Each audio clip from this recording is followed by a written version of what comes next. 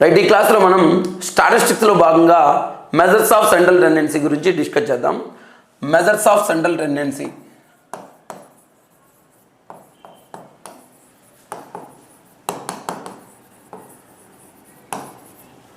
Measures of central tendency అంటే కేంద్ర స్థానపు కొలతలు అంటారు.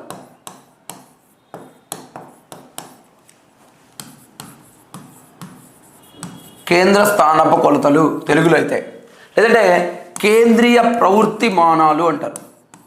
కేంద్రీయ ప్రవృత్తి మానాలు అని కూడా అంటారు తెలుగులో, గమనించాలి. ఓకేనా. మెజర్స్ ఆఫ్ సెంట్రల్ టెండెన్సీ, దాన్నే కేంద్ర స్థానపు కొలతలు లేదా కేంద్రీయ ప్రవృత్తి మానాలు. ఓకేనా. వీటిని మనం యావరేజెస్ అని కూడా అంటారు. యావరేజెస్. ఓకేనా. ఈ మెజర్స్ ఆఫ్ సెంట్రల్ టెండెన్సీనే యావరేజెస్. యావరేజెస్ అంటే సగటులు అంటాం, సగటులు అని కూడా అంటాం. యావరేజెస్ గుర్తుపెట్టుకోవాలి, ఇంపార్టెంట్. లేదంటే వీటిని స్టాటిస్టికల్ యావరేజెస్ అంటారు. స్టాటిస్టికల్ యావరేజెస్ అంటాం. స్టాటిస్టికల్ యావరేజెస్ అంటే సగటు కొలతలు అంటారు తెలుగులో, సగటు కొలతలు. ఓకేనా. Measures of central tendency is also called averages లేదా స్టాటిస్టికల్ యావరేజెస్. కేంద్ర స్థానపు కొలతలు లేదా కేంద్రీయ ప్రవృత్తి మానాలను ఏమని కూడా పిలుస్తారు అంటే సగటులు లేదా సగటు కొలతలు అని పిలుస్తారు. మరి ఏంటి ఈ మెజర్స్ ఆఫ్ సెంట్రల్ టెండెన్సీ అంటే ఒకసారి మనం గమనిస్తే మెజర్స్ ఆఫ్ సెంట్రల్ టెండెన్సీ ఒక డెఫినిషన్ని a single score that represents the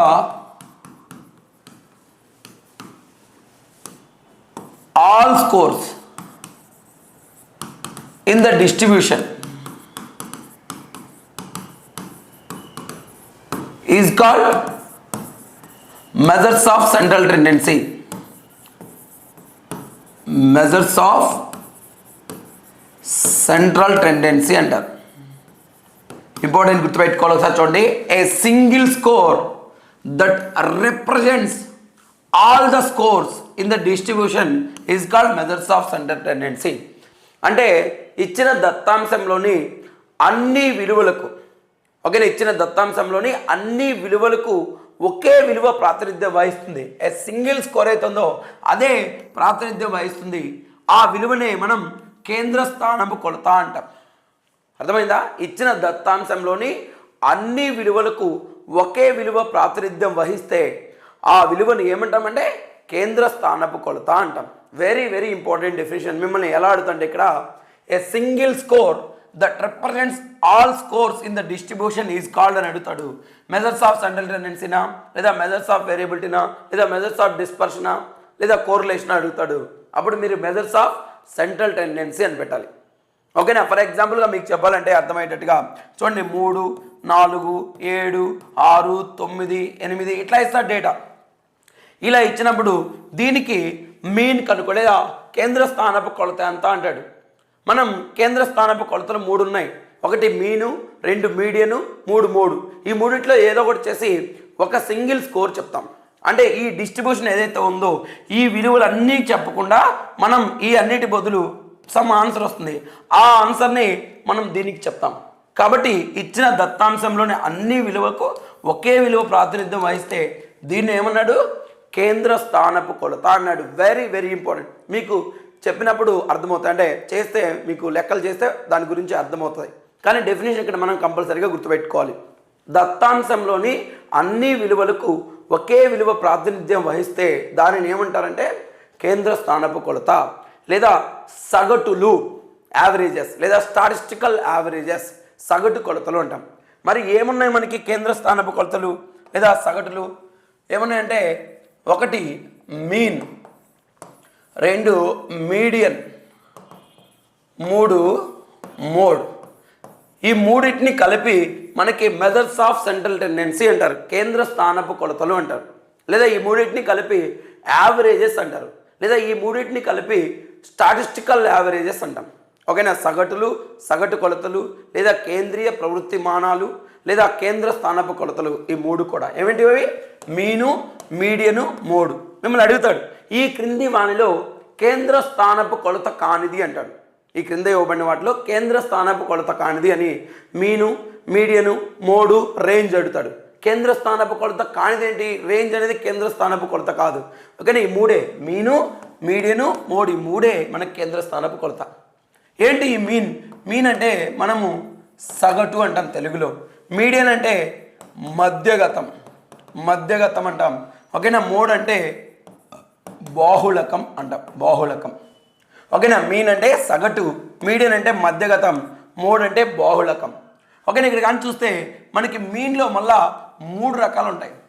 ఒకటి అర్థమెటిక్ మీన్, అర్థమెటిక్ మీన్ అని ఉంటుంది. 2 జామెట్రిక్ మీన్ అని ఉంటుంది, జామెట్రిక్ మీన్. 3 హార్మోనిక్ మీన్ అని ఉంటుంది, హార్మోనిక్ మీన్ అని 3 రకాలుగా ఉంటుంది మీన్. అయితే మనకు సిలబస్లో మీన్ అంటే అర్థమెటిక్ మీన్, మీన్ అంటేనే అర్థమెటిక్ మీన్ అనమాట, సగటు అంటేనే అర్థమెటిక్ మీన్. ఓకే, ఇవి రెండింటి గురించి మనం డిస్కస్ చేయం, ఈ అర్థమెటిక్ మీన్ గురించే డిస్కస్ చేస్తాం, సిలబస్లో ఇచ్చాడు కాబట్టి. ఓకేనా, మీన్ అంటే ఏంటి? సగటు. ఓకేనా, దీన్నే అంక మధ్యమం లేదా అంకగణిత సగటు. అర్థమెటిక్ మీన్ అంటే తెలుగులో అంకగణిత సగటు అంటాం. అంకగణిత సగటు అన్నా లేదా సగటు అన్నా లేదా యావరేజ్, యావరేజ్ను సరాసరి అంటాం. సరాసరి, సరాసరి అన్నా మనం ఏం చెప్పాలి? మీన్ చెప్పాలి. ఓకేనా, మీన్కే ఎన్ని పేర్లు చూడు, సగటు. ఓకేనా, దాన్ని అర్థమెటిక్ మీన్ అని కూడా అంటాం, అంటే అంకగణిత సగటు, లేదా దీన్ని అంక మధ్యమం అని కూడా అంటాం, అంక మధ్యమం.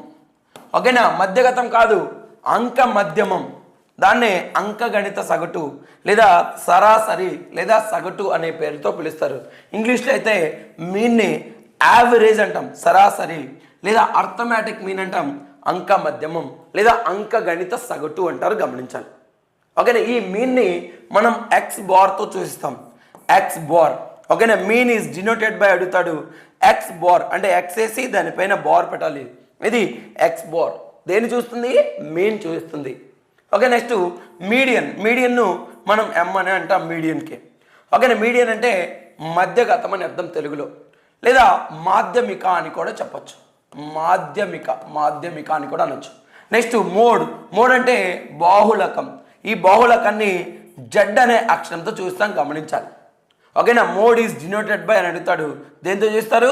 జడ్ అనే అక్షరంతో చూస్తారు. ఓకేనా, మీన్ అయితే ఎక్స్ బార్తో చూస్తాం, మోడ్ని అయితే జడ్ అనే అక్షరంతో చూస్తాం. ఓకేనా, మీన్ అంటే యావరేజ్ లేదా అర్థమెటిక్ మీన్, అంక మధ్యమం లేదా అంకగణిత సగటు, ఏదైనా కానీ మీనే. ఈ మూడింటిని మనం యావరేజెస్ అంటాం. ఈ 3 కలిపి సగటులు, అర్థమైందా? స్టాటిస్టికల్ యావరేజెస్, ఈ 3 కలిపి కేంద్ర స్థానపు కొలతలు. మరి వీటిలో మొట్టమొదట మీన్ గురించి డిస్కస్ చేద్దాం. చూడండి, మీన్. మీన్, ఈ మీన్ అంటే ఏంటి? మనము సర్వసాధారణంగా ఉపయోగించే కేంద్ర స్థానపు కొలత ఏంటంటే మీన్. అంటే ఈ 3 ఉన్నాయి కేంద్ర స్థానపు కొలతలు, మీను, మీడియన్, మోడు. కానీ ఈ మూడిట్లో మనం ఎక్కువగా ఉపయోగించేది, ఓకేనా, విస్తారంగా ఉపయోగించేది ఏంటంటే అది మీన్ అనమాట. ఓకే, కాబట్టి మీన్ని most commonly used measures of central tendency అంటాం, మెజర్స్ ఆఫ్ సెంట్రల్ టెండెన్సీ. ఓకేనా, most commonly used measures of central tendency ఏంటంటే మీన్ చెప్పాలి. ఓకేనా, అత్యంత సర్వసాధారణంగా ఉపయోగించే కేంద్ర స్థానపు కొలత ఏంటి అంటే మీన్, లేదా most widely used measures of central tendency అంటాడు. Widely used measures of central tendency అంటాడు. ఓకేనా, వైడ్లీ అంటే మనం ఎక్కువగా ఉపయోగించేది.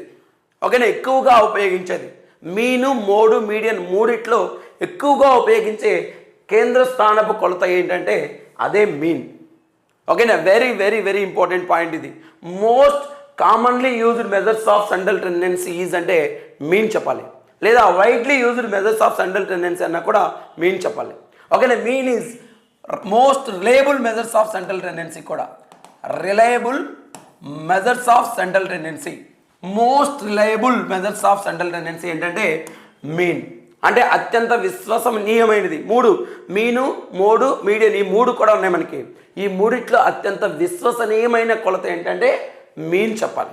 ఓకేనా, most reliable measures of central tendency, కేంద్ర స్థానపు కొలతల్లో అత్యంత విశ్వసనీయమైనది ఏంటంటే అది కూడా మనం మీనే చెప్పాలి.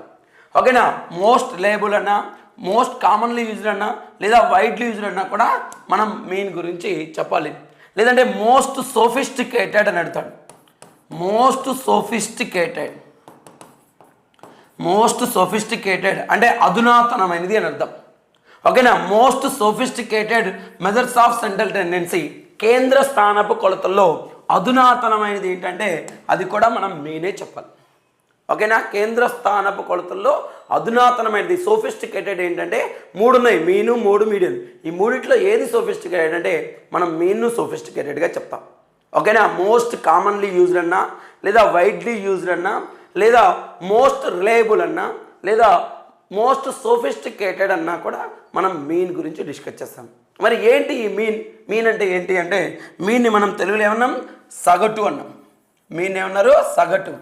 మరి ఈ సగటు ఏంటి అంటే దత్తాంశంలో ఇచ్చిన విలువలన్నీ కూడా కూడగా వచ్చిన మొత్తాన్ని ఇచ్చిన అంశాల సంఖ్యతోటి భాగిస్తే వచ్చేదే ఈ మీన్ అనమాట.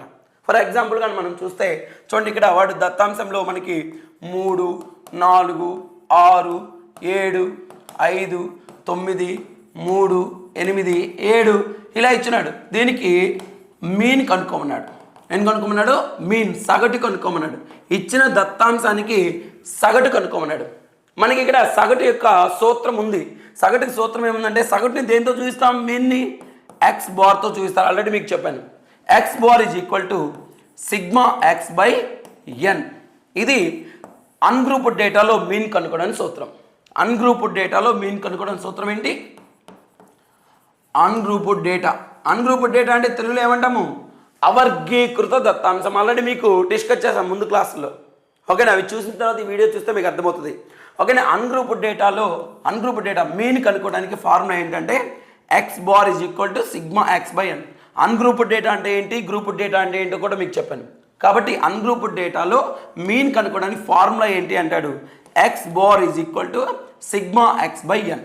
దీంట్లో ఎక్స్ బార్ అంటే మీన్ సగటు అని, ఈ సిగ్మా అనకూడదు, దీన్ని యాక్చువల్గా అయితే సమ్మేషన్ అని చదవాలి, సమ్మేషన్. కానీ మనకు చిన్నప్పటి నుంచి దాన్ని సిగ్మా అని చెప్పారు కాబట్టి సిగ్మా అని చదువుతున్నాం. సమ్మేషన్ అంటే అర్థం ఏంటంటే మొత్తం అని అర్థం. మొత్తం అంటే అన్నీ కూడాలి అని అర్థం. ఎక్స్ అంటే ఇచ్చిన అంశాలు ఏవైతే ఉన్నాయో ఇచ్చిన అంశాలు. ఓకేనా, ఇచ్చిన అంశాల మొత్తం డివైడెడ్ బై ఎన్ అంటే నంబర్ ఆఫ్ అబ్జర్వేషన్స్ అంటే ఇచ్చిన విలువలు అంశాల సంఖ్య ఎంత ఉంది, 1, 2, 3, 4, 5, 6, 7, 8, 9 ఇట్లా ఇచ్చిన అంశాల సంఖ్య ఏదైతే ఉందో దాన్ని నంబర్ ఆఫ్ అబ్జర్వేషన్స్ అంటాం. ఓకే, ఈ అంశాల మొత్తాన్ని అంశాల సంఖ్యతో భాగిస్తే మనకు వచ్చేదేంటి, మీన్ అనమాట. కాబట్టి ఇక్కడ మిమ్మల్ని ఫార్ములా అడిగాడు అనుకోండి, అన్గ్రూప్డ్ డేటా ఫార్ములా ఏం చెప్పాలి, X bar is equal to sigma X by N. ఓకేనా, ఈ X bar is equal to sigma X by ఎన్లో ఎన్ అంటే ఏంటి అంటాడు, అంశాల సంఖ్య. ఓకేనా, నెంబర్ ఆఫ్ అబ్జర్వేషన్ చెప్పాలి. ఓకేనా, ఎక్స్ అంటే ఏంటంటే దాని యొక్క అబ్జర్వేషన్ వాల్యూస్. ఓకేనా, సమ్మేషన్ అంటే ఏంటంటే కూడడం అని అర్థం. ఓకేనా, ప్లస్ చేయడం మొత్తము అని అర్థం. నెక్స్ట్ ఎక్స్ బార్ అంటే అర్థం ఏంటంటే ఇక్కడ సగటు, మీన్ అని అర్థం. ఓకే, అలా కూడా చెప్పాలి. అయితే మనకు చిన్నప్పుడు లెక్కలు చెప్పుంటాం, యావరేజ్ అంటే ఈ మీన్ని మనం యావరేజ్ అని కూడా చెప్పుంటాం. మరి యావరేజ్ అంటే సరాసరి అంటే మనం సూత్రం ఏమేస్తాం చిన్నప్పుడు కానీ చూస్తే మీరు, రాసుల మొత్తము బై రాసుల సంఖ్య. ఇది మనకు సరాసరికి సూత్రం. ఇక్కడ కూడా అది కూడా చెప్పొచ్చు. అంటే రాసుల మొత్తం, ఈ రాసులు ఏవైతే ఉన్నాయో ఆ రాసుల మొత్తాన్ని కూడి రాసుల సంఖ్య ఎన్ని ఉన్నాయో దాంతో భాగిస్తే వచ్చేదే సరాసరి. ఓకేనా, సగటునే మనం సరాసరి అని కూడా అంటాం. కాబట్టి ఇది కూడా ఫార్ములా, సరాసరి ఈజ్ ఈక్వల్ టు రాసుల మొత్తం బై రాసుల సంఖ్య. మిమ్మల్ని అది కూడా అడగొచ్చు. ఓకే, ఇచ్చిన రాసుల మొత్తాన్ని కూడి రాసుల సంఖ్యతో భాగించగా వచ్చేది ఏంటి అని కూడా అడగచ్చు, మీనా, మీడియనా, మూడా అని. ఓకే, దాన్నే మనం మీన్గా చెప్తాం. దీని ఇంగ్లీష్లో అయితే average is equal to some of observations divided by number of observations. ఓకేనా, సమ్ ఆఫ్ అబ్జర్వేషన్స్ అంటే ఈ అబ్జర్వేషన్స్ మొత్తం కూడా సమ్ చేయాలని అర్థం. ఓకే, నెంబర్ ఆఫ్ అబ్జర్వేషన్స్ అంటే ఎన్ని అంశాలు ఉన్నాయో అవి వాటితో భాగించాలి. ఓకే, దీన్ని కూడా ఫార్ములా ఇంగ్లీష్లో some of observations by number of observations is known as mean అని అర్థం. ఓకేనా, రాసుల మొత్తంపై రాసుల సంఖ్యనే మనం సరాసరి లేదా సగటు, ఓకేనా, లేదా అంక మధ్యమం లేదా అంక గణిత సగటు అని కూడా అంటారు. మీన్ని గమనించుకోవాలి. ఓకే, దీంట్లో most reliable measures of central tendency mean, most commonly used measures of central tendency mean, most sophisticated measures of central tendency mean, widely used measures of central tendency mean. ఇవన్నీ కూడా చెప్పాలి. మరి ఫార్ములా మనకి సిలబస్లో ఏమిటి అంటే మీన్కి సంబంధించి అన్గ్రూప్డ్ డేటా మరియు గ్రూప్డ్ డేటా యొక్క క్యాలిక్యులేషన్స్ కూడా అడుగున్నాడు. వాటి గురించి డిస్కస్ చేద్దాం. ఒకసారి చూడండి. అన్గ్రూప్డ్ డేటాలో మీన్ కనుక్కోవడానికి ఏం కనుక్కోవాలి? మీన్. మరి అన్గ్రూప్డ్ డేటా అంటే ఏంటి?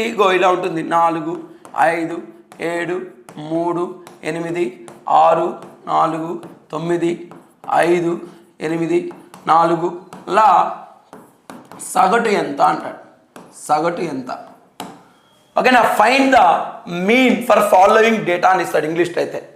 క్రింద ఇవ్వబడిన దత్తాంశానికి మీన్ కనుక్కోండి అంటాడు. ఓకేనా, మీన్ ఫార్ములా ఏమిటి? X bar is equal to sigma X by N. ఓకేనా, ఇది ఫార్ములా దేనికి? అన్గ్రూప్డ్ డేటాకి. అవర్గీకృత దత్తాంశంలో మీన్ కనుగొనడానికి ఫార్ములా ఇది. మరి X bar is equal to sigma X by N. Sigma అంటే ఏంటి? సమ్మేషన్ అని అర్థం, మొత్తం కూడాలి. ఎక్స్ అంటే ఏంటి? ఈ యొక్క టర్మ్స్ అన్నమాట, టర్మ్స్. కాబట్టి మొత్తం కూడాలి. కాబట్టి ఫార్ములా ప్రకారం X bar is equal to 4 + 5 + 7 + 3 + 8 + 6 + 4 + 9 + 5 + 8 + 4 చేసి ఈ అంశాల సంఖ్య ఎంత? 1 2 3 4 5 6 7 8 9 10 11 11 వచ్చింది. ఓకే, ఇప్పుడు దీన్ని మొత్తాన్ని కూడా అంశాల మొత్తాన్ని కూడా కూడాలి. Okay, కూడాలి 4 5 9 9 7 16 16 3 19 19 1 8 27 27 1 6 33 33 1 4 37 37 1 9 46 46 1 5 51 51 1 8 59 59 1 4 63 63 divided by 11. ఓకేనా, ఎక్స్ బార్, ఎక్స్ అంటే మీన్ అనమాట. 63 డివైడెడ్ బై 11 వేయాలి. 11 వేస్తే ఇప్పుడు 63ని 11తో భాగిస్తే 11 5లు 55. ఓకేనా, ఇక్కడ 8 వస్తుంది. కాబట్టి పోదు కాబట్టి పాయింట్ పెట్టుకొని ఇక్కడ 0 పెట్టుకోవచ్చు. ఓకేనా, 11 ఏళ్ళు 77 3 పోదు కాబట్టి ఇక్కడ పాయింట్ ఉంది కాబట్టి ఇక్కడ 0 పెట్టుకోవచ్చు. 11 ఏళ్ళు 22 8 మళ్ళీ వస్తుంది కాబట్టి ఎంత వచ్చింది? 5.72. పాయింట్ తర్వాత 2 అంకెలు చదవకుండొచ్చు, లేదంటే ఇంకో 3 అంకె కూడా చూడొచ్చు. 3 అంకెలు చూస్తే ఎంత వస్తుంది? 7 వస్తుంది. 5.727 వస్తుంది. కాబట్టి 5.727 ఇచ్చిన దత్తాంశానికి సగటు ఎంత అంటే 5.727. ఓకేనా, ఇలా ఇస్తా డేటా మీకు. దీనికి సగటు కనుక్కోమంటాడు. ఓకేనా, ఇలా డేటా ఇచ్చి సగటు కనుక్కోమంటే ఈ రాసుల మొత్తాన్ని కూడా రాసుల సంఖ్యతో భాగిస్తే వచ్చేదే సగటు. ఓకేనా, కాబట్టి చాలా ఈజీగా చేయొచ్చు. కాకపోతే ఇక్కడ మీకు రావాల్సిందండి కూడికలు రావాలి, భాగాహారాలు రావాలి. ఓకేనా, అవి వస్తే ఇవి చాలా ఈజీగా చేయొచ్చు. ఇంకొక మోడల్ చేద్దాం చూడండి. దీంట్లోనే ఇంకొక మోడల్ ఎలా ఇస్తా అంటే ఒక్కోసారి 4 5 9 3 8 6 4 9 5 0ల సగటు ఎంత అంటాడు. సగటు ఎంత? ఇలా ఇచ్చినప్పుడు చాలామంది కూడా 1 2 3 4 5 6 7 8 9 10 అంశాలు ఉన్నాయి. అయితే ఇక్కడ 0ని చాలామంది పరిగణలోకి తీసుకోరు. అట్లా చేయకూడదు. 0 కూడా మనం పరిగణలో తీసుకోవాలి. ఓకేనా, వెరీ వెరీ వెరీ ఇంపార్టెంట్. 0 కూడా మనం పరిగణలో తీసుకునే చేయాలి. అంశాల సంఖ్య చేసేటప్పుడు 0ని కూడా పరిగణలో తీసుకోవాలి. అందుకని ఈ మోడల్ చెప్తున్నా, గమనించుకోవాలి ప్రతి ఒక్కరు కూడా. ఓకేనా, మరి చేద్దాం చూడండి. 4 5 9 3 8 6 4 9 5 0 డివైడెడ్ బై ఎన్ని అంశాలు వచ్చాయి? 10 అంశాలు. 4 5 9 9 9 18 18 3 21 29 35 39 48 48 1 5 53 53 ప్లస్ 0 అంటే ఇంక 53 డివైడెడ్ బై 10. మరి 53 డివైడెడ్ బై 10 అంటే 10తో భాగిస్తే 15లు 53 వస్తుంది. ఓకేనా, పాదు కాబట్టి ఇక్కడ పాయింట్ పెట్టుకొని ఇక్కడ 0 పెట్టుకోవచ్చు. 10 3 30 ఎంత వచ్చింది? 5.3. ఇది ఆన్సర్ అనమాట. ఇలా చేయాలి. ఇక్కడ ఇస్తారు కింద ఆప్షన్లు. Option A 5.7, option B 5.3, option C 5.9, option D 5.6 అంటాడు. అప్పుడు మనం ఏం పెట్టాలి? 5.3 వచ్చింది కాబట్టి option B is the correct answer. ఇలా చేయవలసి ఉంటుంది. చాలా చాలా ఇంపార్టెంట్ ఇది. దీని మీద ఇట్లాంటివి మనల్ని అడిగేది మినిమం స్టాటిస్టిక్స్ మీద అవగాహన ఉందా లేదనే ఉద్దేశంతోనే టెస్ట్ చేస్తాడు. కాబట్టి దానిలో భాగంగా ఇలాంటి క్వశ్చన్లు వస్తాయి, మీరు ఈజీగా చేయొచ్చు. ఓకేనా? ఎవరు కూడా కష్టం అనుకోవద్దు. ఎవరైతే ఇవి చేశారో తప్పకుండా వాళ్ళ ర్యాంక్ ముందుండే అవకాశం ఉంటుంది. కాబట్టి ప్రతి ఒక్కరు కూడా ఇది నేర్చుకోవాలి. ఓకేనా? ఇలా చేయాలి. ఇది ఒక మోడల్ అనమాట. మరి ఇంకొక మోడల్ చూద్దాం. చూడండి, దీంట్లో కూడా 4, 9, -5, -6, 4, 8, 3, 6, -9ల సగటు ఎంత అంటాడు. సగటు ఎంత? మైనస్ ఇవ్వగానే మనం భయపడాల్సిన అవసరం ఏం లేదు. ఓకేనా? చూడండి, ఇక్కడ మనం చేయాల్సిన పని 4, 9 ప్లస్ -5 ఉంది, -5 వేయండి. ప్లస్ -6 ఉంది, -6 వేయండి. ఓకేనా? Plus 4 plus 8 plus 3 plus 6 plus -9 బ్రాకెట్లో వేసుకోండి.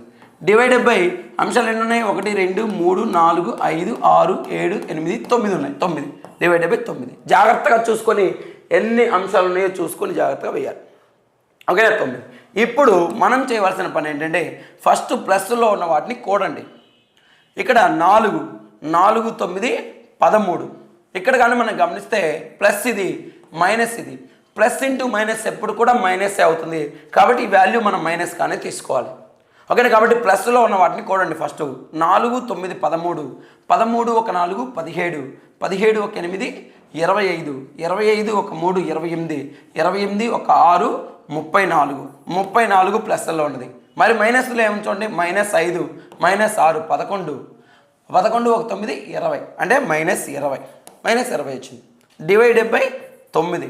అంటే 34 నుంచి 20 తీసివేస్తే మనకి 14 వస్తుంది. 14 డివైడెడ్ బై 9 వేస్తే ఆన్సర్ వస్తుంది. 14ను 9తో భాగిస్తే 9 1 9. 5 పాదు కాబట్టి ఇక్కడ పాయింట్ పెట్టి పెట్టుకోవచ్చు. 9 5 45. 45 అంటే మళ్ళీ 5 వస్తుంది. పాయింట్ ఉంది కాబట్టి 0 పెట్టుకోవచ్చు. 9 5 45. మళ్ళీ 5 వస్తుంది. ఎంత వచ్చింది? 1.55. 1.55 ఇది ఆన్సర్.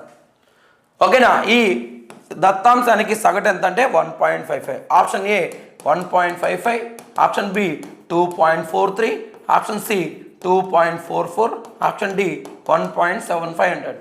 ఏం పెట్టాలప్పుడు? 1.55 ఆన్సర్ వచ్చింది కాబట్టి 1.55 పెట్టాలి. ఓకేనా? ఇది గుర్తుపెట్టుకోవాలి. మీరు ఇలాంటి ప్రశ్నలు ఉంటాయి, జాగ్రత్తగా ఆలోచించి ఆన్సర్ చేయండి. మైనస్ ఇచ్చా కాబట్టి భయపడాల్సిన అవసరం లేదు. ఓకే, చూసుకొని జాగ్రత్తగా ఆన్సర్ చేయండి. ఓకేనా? ఇక్కడ మనం ఇందాక మీన్ గురించి డిస్కస్ చేసుకున్నాం. ఓకేనా? Measures of central tendency mean అంటే కదా. కాబట్టి ఈ ఇచ్చిన దత్తాంశంలోని విలువలన్నిటికి కూడా ఈ విలువ ప్రాతినిధ్యం వహిస్తుంది. ఆ విలువనే మనం కేంద్ర స్థానపు కొలత అంటాం. అదే కదా, ఇచ్చిన విలువలన్నిటికి కూడా ఒకే విలువ ప్రాతినిధ్యం వహిస్తే ఆ విలువనే కేంద్ర స్థానపు కొలత. అదే మీనో, మీడియనో, మోడో. కాబట్టి మీన్ చేసాము ఇది. ఓకేనా? అత్యంత ఎక్కువగా ఉపయోగించేది ఏంటంటే మనం మీన్నే ఉపయోగిస్తాం. ఓకేనా? కాబట్టి ఇది ఒక మోడల్. నెక్స్ట్ ఇంకొక మోడల్ దీంట్లో ఎలా ఉంటుంది, కొంచెం అడ్వాన్స్గా ఒకవేళ ఇస్తే ఎలా ఉంటుంది చూద్దాం. 4 3 6 x 5 3 8ల సగటు 10 అయినా ఎక్స్ విలువ ఎంత అంటాడు. ఎక్స్ విలువ ఎంత? చూడండి, ఇక్కడ మనం కంగారు పడేస్తాం. ఏం కంగారు పడాల్సిన అవసరం లేదు, చాలా ఈజీగా ఉంటుంది. ఒకసారి చూడండి. ఓకేనా? ఇలా ఇచ్చి మనకి ఎక్స్ విలువ తెలియదు, కానీ వాడు సగటు ఇచ్చాడు, వాడే ఇచ్చాడు 10 అనే ఆన్సర్. మరి ఒకసారి ఎలా చేయాలో చూద్దాం. చూడండి, మనకేంటి 4 + 3 + 6 + x + 5 + 3 + 8 డివైడెడ్ బై ఎన్ని అంశాలు? 1 2 3 4 5 6 7 7. ఎక్స్ అయ్యేదేమో ఎక్స్ కూడా ఒక అంశంగా తీసుకోవాలి. ఓకేనా? 1 2 3 4 5 6 7 గుర్తుపెట్టుకోవాలి. ఎక్స్ కూడా మనం తీసుకోవాలి, ఎక్స్ కూడా వేయాలి. ఓకే, ఈజ్ ఈక్వల్ టు ఎంత ఇచ్చాడు వాడు? వాడే 10 అని ఇచ్చాడు ఆన్సర్ సగటు. మనకి ఎక్స్ విలువ కనుక్కోమన్నాడు. మరి చూడండి, 4 3 7 7 6 13. ఎక్స్ పక్కన పెట్టండి. 13 5 18 18 3 21 21 ఒక 8 29. కాబట్టి 29 + x divided by 7 is equal to 10. అంతే. మొత్తం కూడా 4 3 7 13 18 21 29 29 వేసాను, ప్లస్ ఎక్స్ వేసుకున్నాను. Divided by 7 is equal to 10 అన్నాం. ఇక్కడ మనం చేయవలసిన పని ఏంటంటే ఈ మీకు తెలుసు మ్యాథ్స్లో ఏంటంటే ఈ ఈక్వల్ టు యువతల బైలో ఉంటే అవతలకి వెళ్తే ఇంటూ అవుతుంది. ఓకేనా, అదే ఇంటూలో ఉందనుకో బై అవుతుంది. మీ అందరూ తెలుసు ప్లస్లో ఉంటే మైనస్ అవుతుంది, మైనస్లో ఉంటే ప్లస్ అవుతుంది. కాబట్టి ఇక్కడ 7 బైలో ఉంది కాబట్టి అవతల తీసిపోతే ఇంటూ అవుతుంది. కాబట్టి 29 plus X is equal to 10 into 7. అప్పుడు 29 plus X is equal to 10 into 7 70. ఓకేనా, ఇప్పుడు ఈ 29 ప్లస్లో ఉంది, అవతలు తీసుకుపోతే ఈక్వల్ టు అవతలు తీసుకుపోతే ఏమైంది మైనస్ అవుతుంది. ఆల్రెడీ చెప్పాను నేను, యువతలు ఉన్నది అవతలు తీసుకెళ్ళినప్పుడు యువతలు ప్లస్లో ఉంటే అవతల పోతే మైనస్ అవుతుంది, ఇటు మైనస్లో ఉందనుకో ప్లస్ అవుతుంది, లేదా బైలో ఉందనుకో ఇంటూ అవుతుంది, లేదా ఇంటూలో ఉందనుకో బై అవుతుంది. కాబట్టి ఇక్కడ ఈ X is equal to 70 minus 29. ఓకేనా, 70లో నుంచి 20 తీసివేయాలి, ఇక్కడ తీసివేత కూడా రావాలి. 70లో నుంచి 29 తీసివేస్తే 41 వస్తుంది ఆన్సర్. ఓకేనా, 41. ఎక్స్ వాల్యూ ఎంత అంటే 41, ఎక్స్ వాల్యూ 41 వేస్తే మనకి ఆన్సరు 10 వస్తుంది అక్కడ. ఓకేనా, ఇది ఈ విధంగా చేయాలి. చాలా ఈజీ ప్రాసెస్, ఇది కూడా చాలా ఈజీ, దానికంటే ఇదే చాలా ఈజీ వాస్తవం చెప్పాలంటే. ఓకేనా, కాబట్టి ఇక్కడ హెచ్ వాల్యూ తీసి జాగ్రత్తగా తీసివేసి మైనస్ ఎక్స్ వాల్యూ కనుక్కోండి. ఓకేనా, ఇది ఇలా కూడా మనం క్వశ్చన్స్ అడిగే అవకాశం ఉంటుంది. ఓకేనా, ఇది ఒకటి. నెక్స్ట్ ఇంకొక విధంగా కూడా అడగచ్చు. 4.3, 4.7, 5.8, 6.9, 7.2ల సగటు ఎంత అని అడగచ్చు. ఏం కంగారు పడాల్సిన అవసరం లేదు, దాన్ని కూడా మనం 4.3 plus 4.7 plus 5.8 plus 6.9 plus 7.2 divided by ఎన్ని నిమిషాలు 1 2 3 4 5 డివైడెడ్ బై 5 వేసుకుంటాం. కోణమే ఇక్కడ 4.3 4.3 4.7 5.8 6.9 7.2 కూడగా 3 7 10 18 18 9 27 27 2 29 పాయింట్ 4 8 13 19 26 28 28.9 వచ్చింది. 28.9 డివైడెడ్ బై 5 అంతే. చూడు 28.9 5తో భాగిస్తే 5 5లు 25 3 వస్తుంది.